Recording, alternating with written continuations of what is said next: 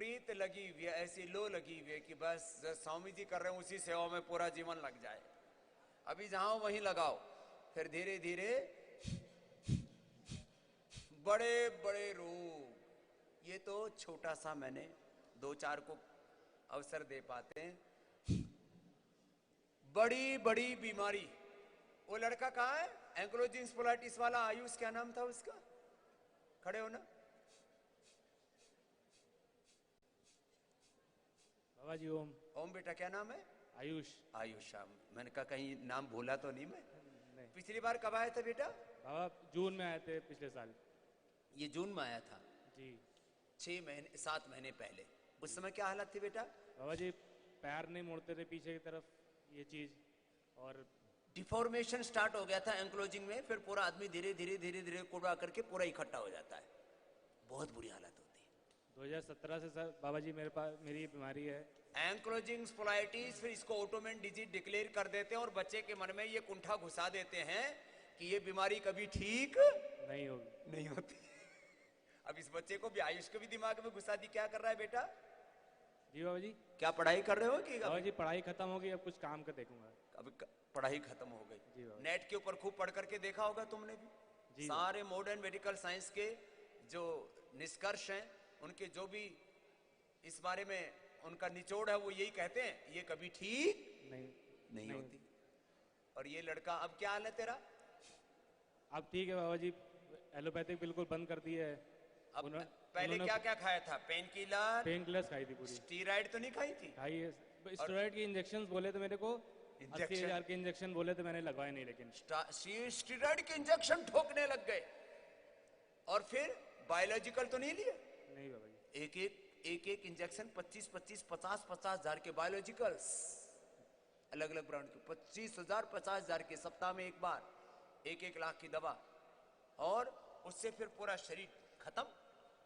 अब ये चल दौड़ के आओ इधर ऊपर, पता लगेगा तेरा ठीक हुआ है कि नहीं हुआ है।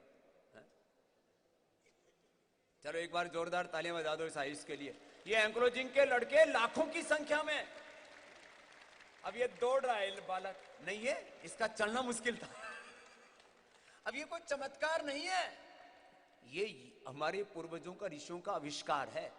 अब ये 12 से 18 साल के बच्चों को एंक्लोजिंग स्पोलाइटिस हो रहा है, जैसे आयुष को हो गया था। पहले मैंने उस दिन वो उस रवि बालक को बुलाया था, ये आयुष है। एक और, उसका नाम ध्यान नहीं आ रहा, राजस्थान का एक और बालक था। और कितने बालक, बैठो बेटा। अब ये छोटी सी उम्र है इसकी, इसको तो अभी जिंदगी जीनी है, 60-70 साल जीना है इसको अभी। और एंक्लोजिंग स्पोलाइटिस आदमी को टेढ़ा टेढ़ा मेढ़ा करके ऐसे गोल मटोल कर देता है, पूरी हड्डियां पसलियां सब बेकार। फिर धीरे धीरे आदमी मर ही जाता है तड़प तड़प के। बहुत बुरी बीमारी है। लेकिन अब कल भी पूछ रहा है, भाजी सच में अब दोबारा तो कुछ नहीं होगा ना मेरे को? तब इसकी माँ कह रही, अरे स्वामी जी बोल रहे हैं कि नहीं होगा, तो बार बार ये क्यों पूछता है? इसकी माँ भी इसको हौसला दे रही है। इसकी माँ खड़ी हो जाए, इसकी माँ ने इसके हौसला दिया। इसकी माँ को भी अभिनंदन है। ये माताएं ना, मेरी 99% मेरी प्रचारक पूरे देश में मातृशक्ति है। एक बार जोरदार तालियां हो जाएं उनके लिए। ये जो पुरुष होता है ना, बहुत ज्यादा कुतर्क करते हैं, बहुत ज्यादा खड़ूस होते हैं, हर बात में कुतर्क करेंगे। माताएं बोले, बाबा जी आज 50 साल से देश की सेवा कर रहे हैं, मान लो भाई, इनकी दिक्कत क्या है, गलत क्या बोल रहे हैं? तो इसको मान यहां लेकर के आई। और अब ये बच्चा अच्छा हो गया। बेटा योग मत छोड़ना, 1 घंटा योग पूरा बराबर करूंगा जैसे। योग बराबर करना और अच्छी चीजें खाने पीना, हड्डियों को ताकत देने वाली चीजें। देखो सुन लो, ये इसके बहाने कुछ बता रहा हूं, कपालभाति अनुलोम विलोम कर लो, ऐसे चुपचाप मत बैठो। कुछ तो थोड़ी देर में मुझे भूल ही जाते हैं कि वो योग करने आए हैं, वो मुझे सुनने ही लग जाते हैं। खाली श्रोता भी बनो और योग करने वाले भी बनो। तो क्या इसको बहाना बना करके, इसको निमित्त बना करके सबको सुना रहा हूं। जिनको भी एंक्लोजिंग स्पोलाइटिस है, सर्वाइकल स्पोलाइटिस है, जोड़ों में दर्द है, गठिया है, उन लोगों को एक तो कम से कम 1 गोली 1-2 साल तो लगातार विटामिन सी और जिंक की न्यूट्रिला की खानी है। न्यूट्रिला विटामिन सी और जिंक खाना है, केमिकल वाली क्यों नहीं खानी? उससे तुम्हारे शरीर में एसिडिटी और बढ़ जाएगी, यूरिक एसिड और बढ़ जाएगा, जोड़ों में दर्द और बढ़ जाएगा।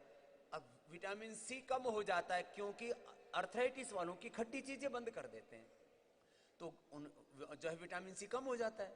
विटामिन सी कम होने से डिफॉर्मेशन होता है। अब सुन लो, इन एलोपैथी वाले लिटरेट इडियटों को इतनी बात समझ में नहीं आती, उन्हीं की भाषा में उनको समझा रहा हूं। तुम ही कहते हो विटामिन सी जो है वो बॉडी को स्ट्रेंथन करता है, एंटी एजिंग है, वो तुम्हें तुम्हारे शरीर को ढहने से, क्षय से बचाता है। जो डीजनरेशन होता है, डिफॉर्मेशन होता है बॉडी में, विटामिन सी की डेफिशिएंसी से होता है। लेकिन केमिकल वाला नहीं खाना विटामिन सी, वो तुम्हारे शरीर में दर्दों को बढ़ा देगा।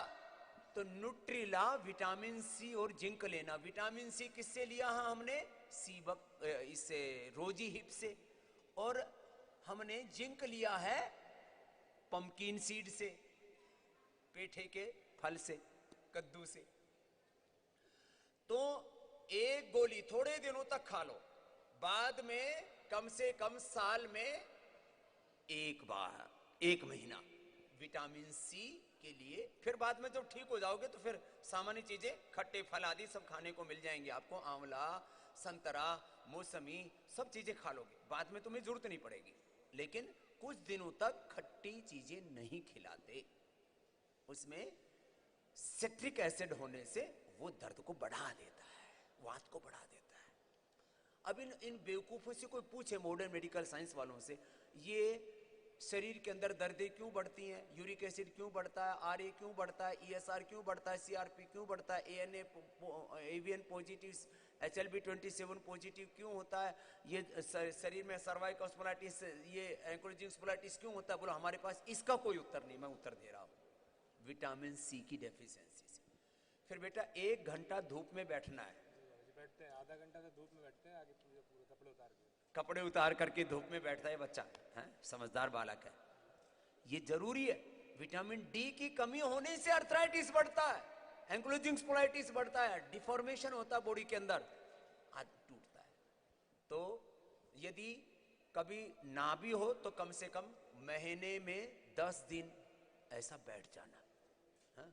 कभी कभी ऐसा हो कि रेगुलर नहीं बैठने को मिल रहा है, सुबह नहीं तो शाम को बैठ जाना।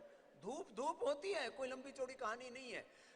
फिर vitamin B12, B complex, iron, calcium, omega और प्रोटीन की डेफिशिएंसी के लिए क्या करना?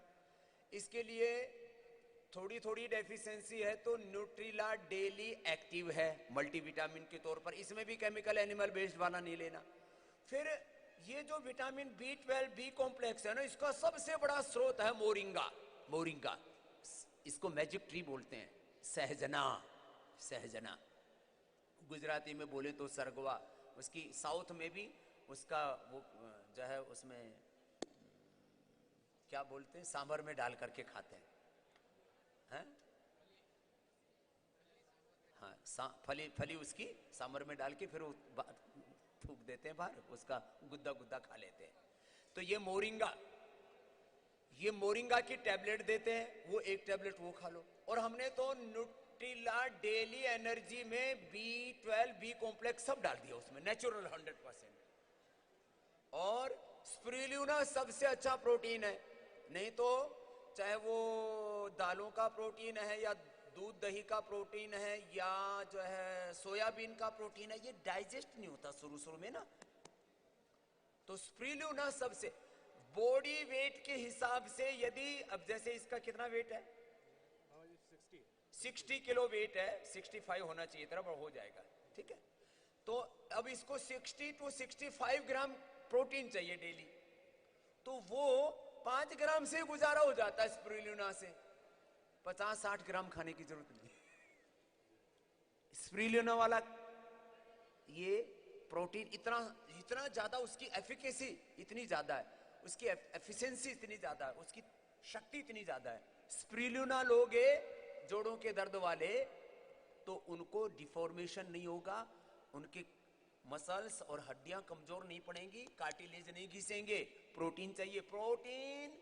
ये हर एक सेल का 37 ट्रिलियन सेल्स हैं, तो सेल का बेसिक स्ट्रक्चर किससे बनता है? प्रोटीन से। फिर छोटी छोटी nutrients, micro nutrients, vitamin, minerals उसके पूरक तत्व हैं, सहयोगी तत्व हैं। जो बेसिक स्ट्रक्चर है वो प्रोटीन से बनता है बॉडी का। तो ये डाइट बता दी। दही, छाछ, नींबू, अचार, टमाटर खाना मत, और दूध में हल्दी और शिलाजीत डाल करके खाओ। तो फिर रात में मम्मी देती है। रात में मम्मी देती है, तो तेरी मम्मी बहुत समझदार है। अपनी माँ की बात मानना बेटा, ठीक है। और जो है अभी तेरे को इसको लाओ भाई, उधर पावर बीटा दो इसको, पावर बीटा आगे रखा है। एलोवेरा, देखो ये एलोवेरा बहुत पावरफुल होता है जिनको जोड़ों में दर्द है। एलोवेरा, गिलोय और निर्गुंडी पारिजात का मैंने रस बोला हुआ है। साथ में कमजोरी के लिए पावर बीटा से बेहतर कोई भी नेचुरल न्यूट्रिशन नहीं है। एक बार जोरदार अभिनंदन बेटे का। आयुष ने ले जाओ नीचे। ये बहुत बड़ा रोग है, ये 6 महीने पहले आया था मिटा के। अब अभी रामनवमी पर मैंने एक पूरी लिस्ट तैयार कर रखी है।